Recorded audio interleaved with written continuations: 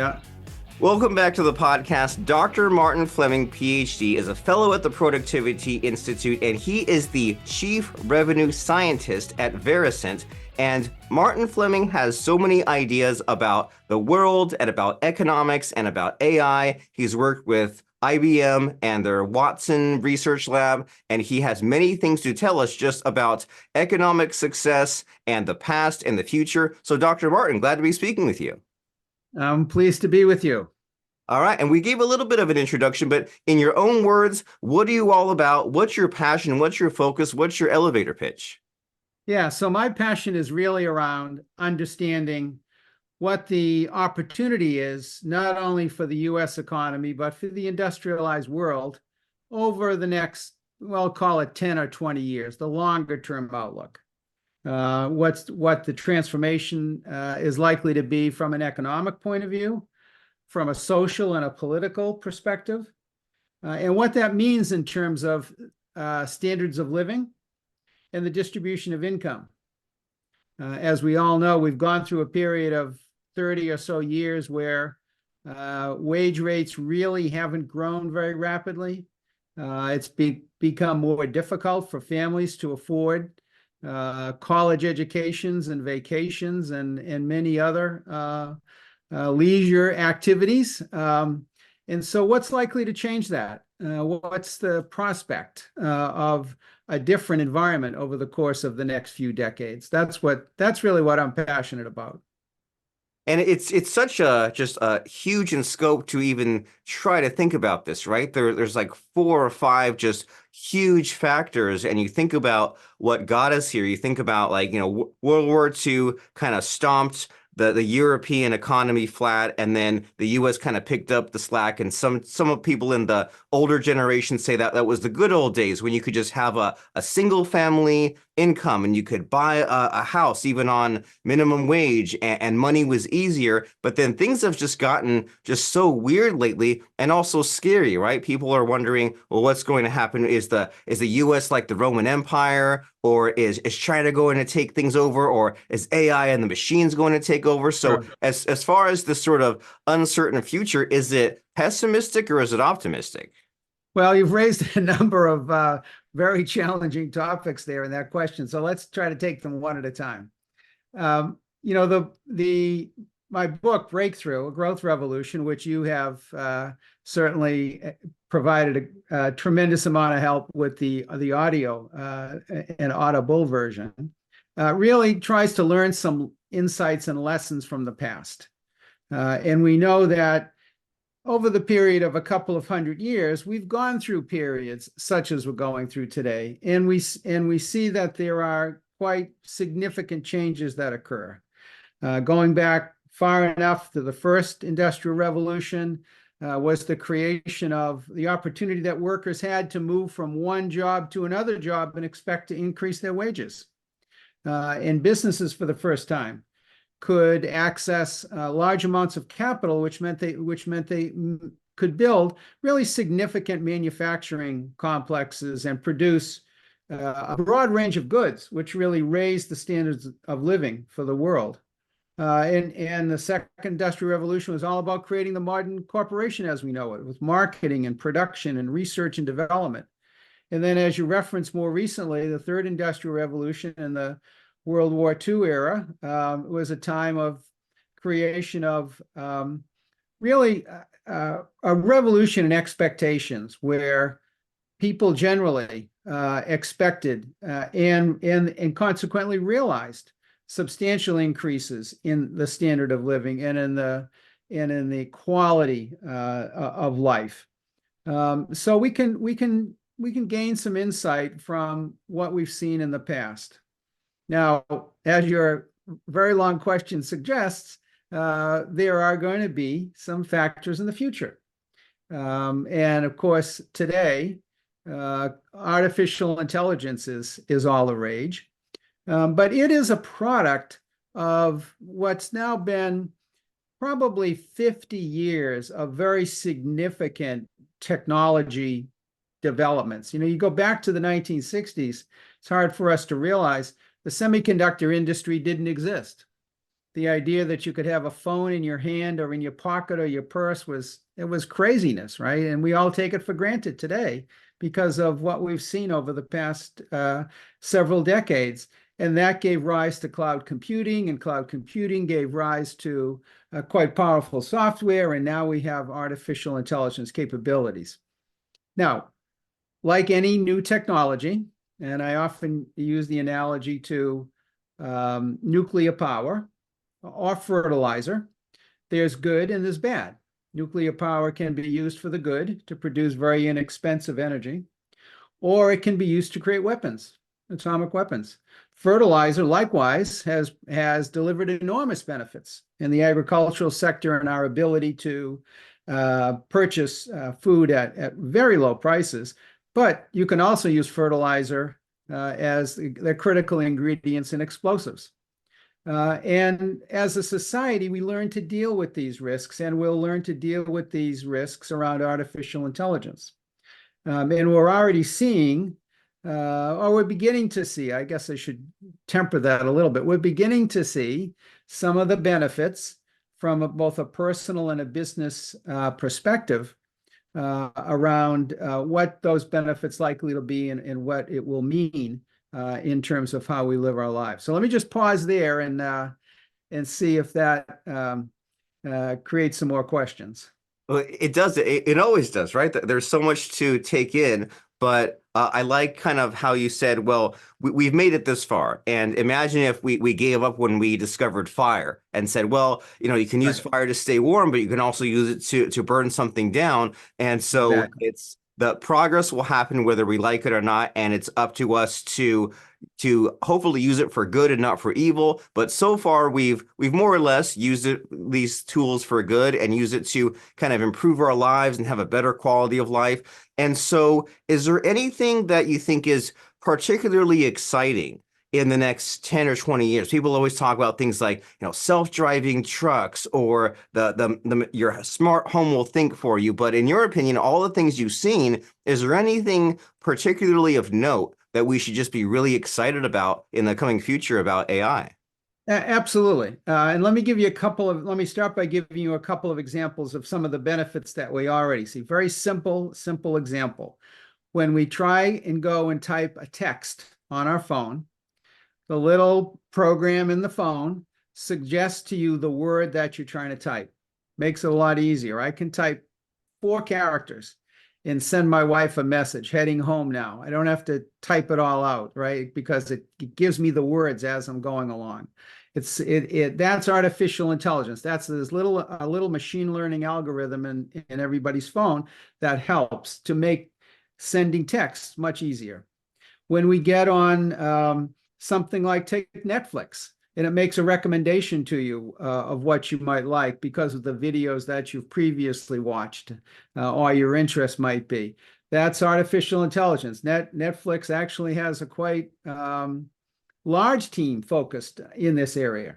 So now what does that mean for other benefits? Well, think about when you go to a grocery store and you're looking for a particular item, and there's 50,000 items in the grocery store, and you can't find the one that you're looking for. Well, you're upset. You're a dissatisfied customer, but the grocery store has lost business. So to the extent that we can better predict the needs and the demands of consumers, as consumers, we can better satisfy our needs and whatever we're trying to do. And the grocery store chain has a more successful business. That's one application. We think of it as classical AI.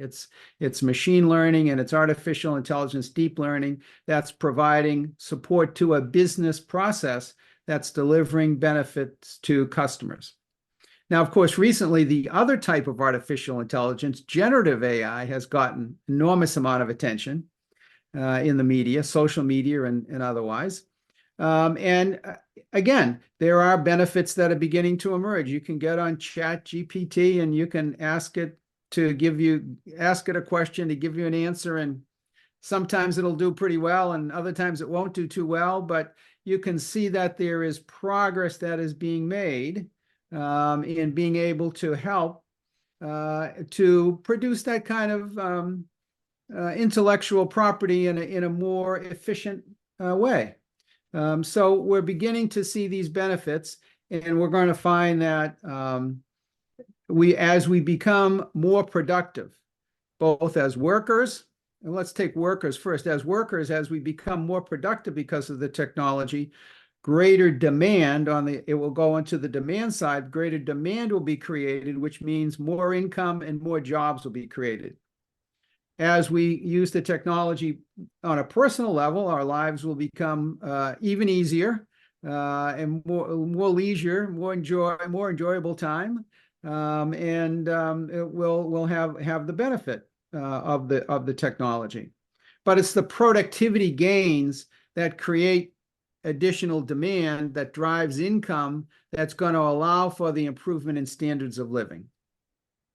And it seems like from just kind of experiencing this timeline from you it seems like a really valuable skill today and moving forward will be in the narrowing down, right? Like you mentioned about these things like Netflix, and you dial up Netflix and you click through for 20 minutes through hundreds of titles. And it seems like the real key, once they get it really dialed in, is if I open Netflix and they say, hey, we know you would want to watch this based on the time of day and what you've watched. And it's like when you think about 100 years ago, you'd go to the general store and there would be one guy behind the counter and they have the one type of mustard. Now you go to the grocery store, there's 50 types of mustard, but now it's like, now I'm overloaded. And then you mentioned, like the chat GPT and the generative AI, and I've kind of used it every day for a year since it came out. I'm obsessed with it, and just because I know this is a skill that will be important. I don't know how important, but I want to be ahead of everyone else, or just be ahead of the curve as far as this taking over our lives. And it seems like using DALL-E or ChatGPT, there's a lot of just like the disposableness of it, right? There's like, give me 50 ideas on this. Well, these 5 are good. Can you branch out? And there's a lot of just like knowing what to focus and narrow down based on all the noise, separating the noise from what I really want. Is that kind of on the right track as far as absolutely? It's separating the signal from the noise. Yeah. So you mentioned the Productivity Institute. So I was in London last week, and the Productivity Institute is actually located in Manchester at the University of Manchester. And in giving the paper, I was using as an example the U.S. presidential primary, which of course our British colleagues they need a little background information on. But as we know, in the U.S., President Biden is not running in the New Hampshire Democratic primary, so all the interest is in the Republican primary. So the question is, if I'm really interested in trying to influence the outcome, can I vote in the Republican primary? So I showed the demonstration. If you go to Google and ask Google a question, can I vote in the Republican primary? You get a whole series of links, and you click through maybe the top link, and you get another whole series of links on the Secretary of State's page, and finally you come to the document that gives you the answer. If you go to ChatGPT and you ask, can I vote in the Republican New Hampshire primary? It tells you in about 4 sentences, if you're a registered Republican, or if you're unaffiliated, if you're an independent voter, you can vote in the Republican presidential primary. So it's a simple example, but it saves enormous amounts of time, and it's very efficient when it works well. When it works well, yes. And and I don't know when they added it, but at some point when I Google something, there's like a series of like 4 of the frequently asked questions, and I'm like, oh, like that's the question that I should have phrased it, or like I can just pop it open, and it's like I didn't even notice when that became an addition, but I'm like, that's more valuable than even the search results. And so just the things they've innovated have been amazing. And as far as your adventures and your research and your experiences, has anything about AI surprised you in these last few years? Well, I guess the surprising aspect of AI is the enormous, so I'm going to get a little technical now. The enormous amount of data that are required to make these models work. And the real cost, while there is substantial cost from a computing point of view, the real cost is acquiring the data. So for example, the reason that ChatGPT can work is because OpenAI went out and crawled the entire web. They have every web page and they update it regularly. So they have all of this language that's coming from all these web pages that they've been able to accumulate over time. Now, that's a very expensive proposition to crawl the web for every website around the world and be able to build a language database as a result of that. There aren't many organizations that have the financial resources to be able to do that. So the scale necessary, even go back to my earlier example of the grocery store chain. You know, if you have a grocery store chain with 500 outlets, let's say, and 50,000 items in a store, that's 25 million stock keeping units, SKUs. You need an enormous artificial intelligence model to be able to predict the demand for all of that. Now, it turns out you don't have to, but it's the scale, it's enormous, and the scale is enormous on the generative language AI side as well. So there's going to be substantial capital requirements, investment requirements that are going to be necessary. Now, all of this exists, of course. There's no shortage of capital in the world to finance these investments, but it's the reason that these technologies tend to develop at a slower pace than we might imagine. There's an expression that economists quite frequently use. Things happen slower than you might think, but then appear faster than you might imagine. So, you know, it's the non-linearity. It's all of a sudden slow, and then all of a sudden jumps way up. But we're still in the early stages of being able to see the full benefits of all of this.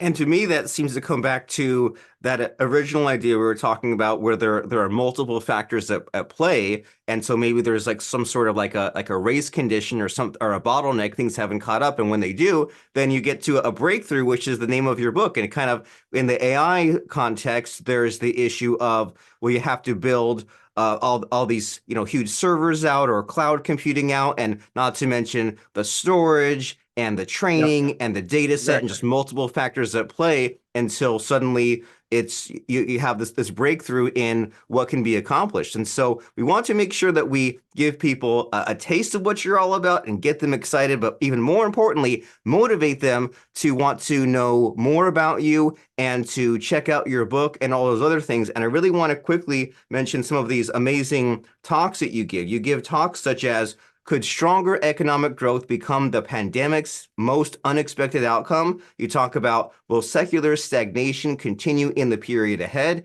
And can ChatGPT and other large AI systems deliver meaningful economic benefits? So if someone's curiosity has been piqued, if they say, I want to know more about what Martin's all about and his books and his speeches and about AI, how does someone know if they're a right fit to learn from you? And what's the website? What's the call to action? Where do they go? Well, they just go to Amazon and they can download or they can order a hard copy version of the book. They can download the Kindle version, or they can download the audio version that you and I worked on together. So it's very simple, very simple to do. Very nice. So that book is Breakthrough: A Growth Revolution by Martin Fleming on Amazon and wherever books are sold. And that will give you some more depth into many of these huge ideas that we've been talking about, from climate change and job growth and these technological revolutions and so much more. And as we're writing down our conversation here, Martin, it's always fun to think about the bite size, right? We talked about the big ideas, but then there's like the sound bites, just to give us a little something extra at the end. So along those lines, do you have a favorite lesson or quote that has just really helped you in navigating the mess that is today's world? Well, I guess the real quote is that all jobs will change. We are all, either as workers or individuals or business leaders, are going to go through a significant period of change and transformation, and all jobs will change. I love that. No one is immune. All jobs will That's change. right. That's right. But if you want to get or stay caught up and get ahead instead of wondering how the world changed around you, then check out this amazing book. If I can point to it, there it is. Breakthrough, A Growth Revolution by Martin Fleming. Super fantastic speaking with you, friend. Terrific.